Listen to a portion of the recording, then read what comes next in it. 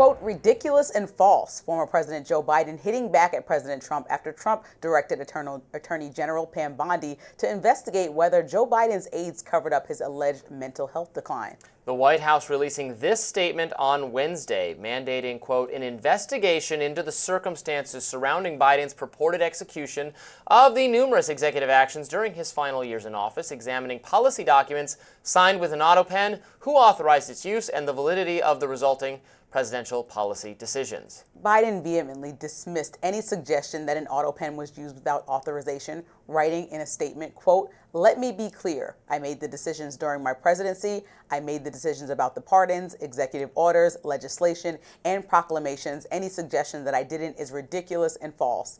The former president continued, quote, this is nothing more than a distraction by Donald Trump and congressional Republicans who are working to push disastrous legislation that would cut essential programs like Medicaid and raise costs on American families, all to pay for the tax breaks for the ultra wealthy and big corporations. If that's the case, why doesn't he go on television and talk about it at great length, the things he did, the decisions he made? Why doesn't he speak off I don't know, Robby. He's battling cancer. He's trying to relax at home with his family. He's battling cancer. That's a good reason, because your family doesn't suggest it. They want you to heal and have a full recovery, which is a hard thing to do during cancer. That is a ridiculous thing. And also, he's not president. Trump won. Get over it. He lost. He's allowed to retire now. We should be focused on the future of the country and not rewriting history for political revenge. Why is he still looking for revenge from Biden anyway? I think it's misleading to pretend like he used an Autopen or had his staff sign all these clemency agreements. Presidents have always had somebody help them in office. I mean, Trump has a pardon czar, a title that he completely just made up during his term. The idea that, it's staffers doing this or it's fraud is kind of absurd. I think it's standard operating procedure to have people in your cabinet and your staff helping you review pardon cases. No president hand reviews like 2,500 pardon cases every year. Trump didn't even take the time to review people who did an insurrection at the Capitol. He didn't take time to, before he pardoned all those January 6th rioters, he didn't review them because he just said he didn't have time. So if you didn't have time to review people who tried to harm people in our government, then Biden surely went over the documents the same amount that you did. I don't know that he did. And I don't trust anyone who says that he did to be telling me the truth about that. Biden's mental capacity was diminished to a far greater extent than we knew about. This is an unprecedented situation to have had for maybe the entire presidency, someone in power who was not cognitively capable and maybe was only aware some of the time on certain days what he was doing, what he was signing, what the policies are. This was an unprecedented situation. There's nothing like this. And in fact, in the few past examples of presidents being incapacitated, important decisions were made. In the case of Woodrow Wilson, who suffered a medical episode at the end of his presidency, it was his wife, Edith Wilson, making policy decisions. That's like well known now.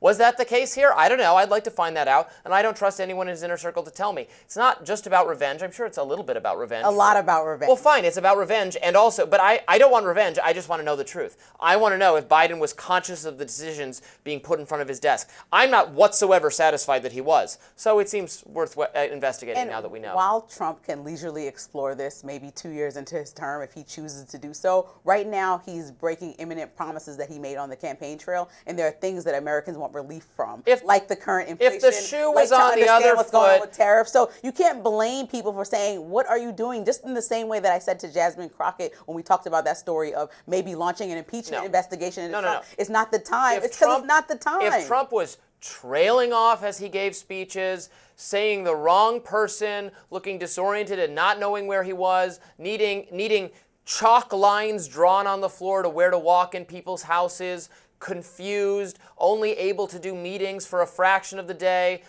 incoherent about it where he was, unwilling to meet with his cabinet. And then he lost the election. I wouldn't want to still talk about it. To Trump, no, I wouldn't still talk about it. The media would be demanding an inquiry into who's actually making decisions in the White House. We would be convening. This would all be happening. We're in a new year with a new presidency. He's trying to, quote unquote, make America great again. This is not the way to do it. Okay. So I don't know what policy this has to do with to keep rehashing Biden every day. Biden comes out of Trump's mouth more times than any other one singular topic. That name, it comes out of his mouth. When it comes down to what happened in Boulder, Biden. When it comes down to Russia and Ukraine are facing Biden. Well, Biden really screwed up. No, it's like, all right, well, you have to put some policies. Well, you keep saying, why hasn't Trump solved the Russia-Ukraine conflict? Because Biden put him in that difficult a position. He's president Biden now. put him in The a difficult whole position argument with Israel, can't be blame Hamas. Biden. I'm a baby, blame Biden. That's like, if you think about how many times he says Biden, you should be ashamed to keep hearing that man say Biden every single day. We want answers and solutions from the negotiator in chief, the one that was promised on the campaign trail. We want to see you follow through on at least one thing that you said. Come on, he's following through on something. He's following through on the things he said. He's carrying out the deportations he promised to do. He's enacting the tariff agenda. He's enacting the tariff agenda that he said he was going to do. I don't agree with it, but he's doing the policy that he said he was going to do. The administration is carrying out all sorts of actions. He said Americans will have more money in their wallets. There are a lot of people in the government. They can be carrying out the policies that they promised to do, looking forward, and also putting some resources toward investigating the Biden cover-up or better understanding what decisions were made and whether Biden was actually aware of him. He's incapable of clearing that up for us because he doesn't know himself. He just cleared it up on X. He cleared it up. Who wrote that statement? No, I think he did. You don't know. I don't know. I don't believe he wrote it. Even the authors. I do not believe he wrote that statement. Even Jake statement. Tapper, whose book you just read, was on Bill Maher and said, no, I think he definitely was conscious enough to have communication. I don't think that he was completely just like on autopilot. That's what he said. You're reading that book and you said, wow, open my eyes. Well, open your eyes to the idea that this man is not completely gone.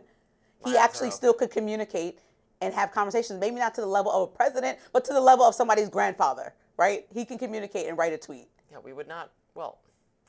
And so Trump. We're not investigating him now. It doesn't matter now. It matters about what the state was while he was president. And he continued, by the way, to be the president up until he didn't even as this was all coming out and we learned, he didn't then step aside and have Kamala Harris be the actual president. He continued to serve for another 6 months, even though we all knew he had no capability to actually do that.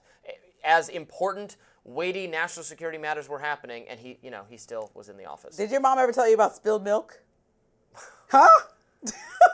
Well, did you ever learn about spilled milk? Here we are. This is spilled milk. The media has never adopted this attitude. They spent after Trump left office, nobody said spilled milk. They spent 4 years trying to put him in prison for the things he did. They impeached him twice. I didn't think that was a good idea. Well, there's documented statements of me talking to the entire staff of you saying this is the worst idea in history. This is going to infuse his base with energy. Tell it to Letitia James. We're just doing spilled milk. Okay. Tell it to any of the multiple criminal probes into Trump's behavior that, we're letting bygones be bygones. The Democrats started that. The media did that. So that's why we will not let this go. We will not let it go. Okay, we'll be talking about it every day. Hope you guys stay with us through that.